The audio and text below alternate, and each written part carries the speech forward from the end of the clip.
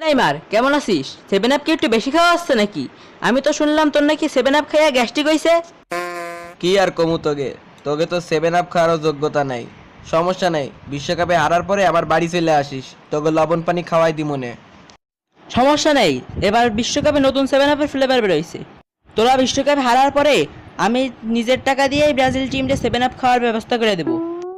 শালার পলা, তোকে দেশের নামই আর জিতি না, আবার বড় বড় কথা করছিস। জীবনে তো একবারও বিশ্বকাপ জিততে পারলি না ফেয়ারলি।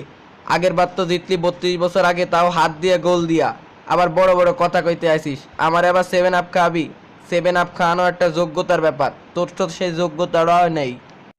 নাচতে না জানলে উঠান পাকা। আগের বার তো বিশ্বকাপে একবার সেভেন আপ খাইছিলি, এবার তো মনে হচ্ছে বিশ্বকাপের আগে থেকেই তোদের জন্য সেভেন আপ অর্ডার দিয়ে রাখতে হইব। রাখে আল্লাহ মারেকে, তোকে আছে বিশ্বের অন্যতম হাল চষা প্লেয়ার, যার নাম তো সবাই জানে, হিগুয়েন। সে লাস্ট 2 বিশ্বকাপও হাল চষেই বেড়াইছে, কিন্তু আর্জেন্টিনার জন্য কোনো গবরই ম্যানেজ করতে পারিনি। আহারে, বেচারার কত স্বপ্ন ছিল আর্জেন্টিনার জন্য একটু গবর ম্যানেজ করবে, এইবার মনে হয় সেই স্বপ্নটা পূরণই করবে।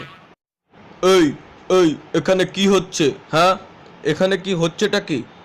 তোমরা দুজনে এত লাফালাফি করতেছো কেন? তোমরা কি আমাকে ভুলে গেছো? আমি হচ্ছে রোনালদো। রোনালদো আমাদের টিমে আছে পাইপে পাইপে, যে তোমাদের সবার সর্বনাশ করে দিতে পারবে। আর এবারের বিশ্বকাপ আমরা নিজেরাই নেব। Portugal is the best, Cristian Ronaldo is the best. আমার তোদের দুইটারই নিয়ে কোনো ভয় নেই, মেইন ভয় ছিল সালার নিয়ে। সালার বেটা তো এমনি রেস্ট ইন পিস হইয়া গেছে, থ্যাঙ্কস টু রামোস। এই, এখানে আবার আমার নিয়ে কথা হচ্ছে কেন? হ্যাঁ, তোমরা নিজেরা যাই করো। দেখো বাবা, আমি হুজুর মানুষ, নামাজ পড়ি, কোনো উল্টাপাল্টা কাজ করব না, সুতরাং আমাকে নিয়ে যেন আর একটা কথাও না হয়। থাক থাক রোনালদো ভাই, ওরে নিয়ে আর কথা কয়েন না, বেচারা এমনিই কষ্টে আছে। এমন লাথি দিছিলাম সেদিন, কাইন্দেই দিছিল, এরপরে তো আর আমার সামনে খেলতেও আসেনি। কথা কইতেছিলাম আমি আর মেসি ভাই, তার মধ্যে তোরা কয়টা হান্দায় পড়লি? এই, তোরা সব চইলা যা, এখানে ব্রাজিল আর্জেন্টিনা নিয়ে সমালোচনা চলতেছে। তোরা কোন জায়গার কোন সালা মালা রামোস ফুলের মালা? তোরা এখন আপাতত বিশ্বকাপে হারার প্রস্তুতি নে, আর কিভাবে হাইরে সেটা সহ্য করবি সেই প্রস্তুতিটা নে। হ নেইমার, চল আমরা আবার আমাদের কাজে লাগিয়া পড়ি। শোন, আমরা এবার একটা নতুন হাল চষা প্ল্যান করছি, বুঝছিস? আচ্ছা, তুই তো জানিসই মূলা খাইলে পাদ হয়। এবার আমরা বিশ্বকাপে ইচ্ছা মতন মূলা খাবো আর পাদ মারবো। ওই পাদের গন্ধ সহ্য করতে পারবে না রেফারি, আর তখনই আমরা একটা হাত দিয়ে গোল মেরে দেবো। আর আমি ভাবছি রামোসরে দিয়ে ওদের নিজেদের প্লেয়ারলে লাথি খাবো। আমার সাথে রামোসের একটা ডিল হয়ে গেছে, আমি আমার গার্লফ্রেন্ডে ওরে দিয়ে দেবো। আসলে আমার গার্লফ্রেন্ডই রামোসের নিজের বউ। হে হে হে। মামা, এ তো তুমি একটা অস্থির প্ল্যান করিয়া ফেলাইছো। তোগো এইসব প্ল্যান কোনো কাজেই লাগবে না, কাপ তো এবার আমিই নেব।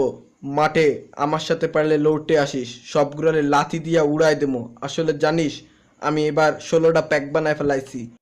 নেইমার খেলার পালা, তুই তো খেলতে গেলে ইনজুরিতে পড়িস, বাঁচিস না মরিস এবার সেটাই দেখ।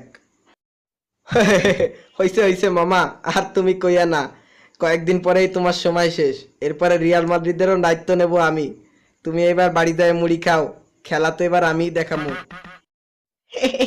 আরে বেটারা অত লাফাইস না, খেলার মাঠেই দেখা যাবে কিডা বাঘ আর কিডা বিড়াল।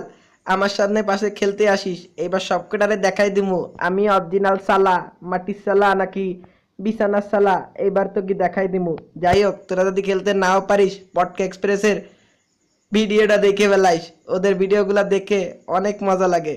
পারলে ওকে ভিডিওগুলা দেখে সময় কাটাইস, কিন্তু ভুলভাল বকিস না। গেলাম।